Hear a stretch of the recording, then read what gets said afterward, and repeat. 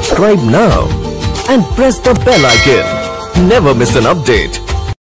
हाय दोस्तों, कैसे हैं आप सब। Welcome back to my YouTube channel Pratika Hindi story. आज की हमारी स्टोरी है दो हंसों की कहानी। तो चलिए वीडियो स्टार्ट करते हैं। बहुत पुरानी बात है, हिमालय में प्रसिद्ध मानसरोवर नाम की झील थी। वहां पर कई पशु पक्षियों के साथ ही हंसों का एक झुंड भी रहता था।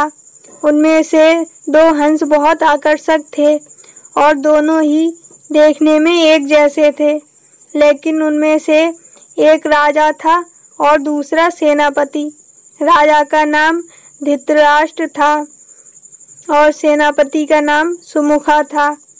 झील का नजारा बादलों के बीच में स्वर्ग जैसा प्रतीत होता था। उस समय झील और उसमें रहने वाले हंसों की प्रसिद्धि वहां आने जाने वाले पर्यटकों के साथ देश विदेश में फैल गई थी। वहां का गुणगान कई कवियों ने अपनी कविताओं में किया, जिससे प्रभावित होकर वाराणसी के राजा को वह नज़ारा देखने की इच्छा हुई। राजा ने अपने राज्य में बिल्कुल वैसी ही झील का निर्माण करवाया और वहां पर कई प्रकार के सुंदर और आकर्षक फूलों के पौधों के साथ ही स्वादिष्ट फलों के पेड़ लगवाए। साथ ही विभिन्न प्रजाति के पशु पक्षियों की देखभाल और उनकी सुरक्षा की व्यवस्था का आदेश भी दिया। वाराणसी का यह सरोवर भी स्वर्ग जैसा सुंदर था, लेकिन राजा के मन में अभी उन दोनों हंसों को देखने की इच्छा थी जो मानसरोवर में रहते थे। एक दिन मानसरोवर के अन्य हंसों ने राजा के सामने वाराणसी के सरोवर जाने की इच्छा प्रकट की, लेकिन हंसों का राजा समझदार था। वह जानता कि अगर वह वहां गए तो राजा उन्हें पकड़ लेगा। उसने सभी हंसों को वाराणसी जाने से मना किया, लेकिन वह नहीं माने। तब राजा और सेनापति के साथ सभी हंस वाराणसी की ओर उड़ चले। जैसे ही हंसों का झुंड उस झील में पहुंचा तो अन्य हंसों को छोड़कर प्रसिद्धि दो हंसों की शोभा देखते ही बनती थी। सोने की तरह चमकती उनकी चोंच, सोने की तरह नजर आते उनके पैर और बादलों से भी ज्यादा सफेद उनके पंख हर किसी को अपनी ओर आकर्षित कर रहे थे। हंसों के पहुंचने की खबर राजा को दी गई। उसने हंसों को पकड़ने की युक्ति सोची और एक रात जब सब सो गए तो उन हंसों को पकड़ने के लिए जाल बिछाया गया।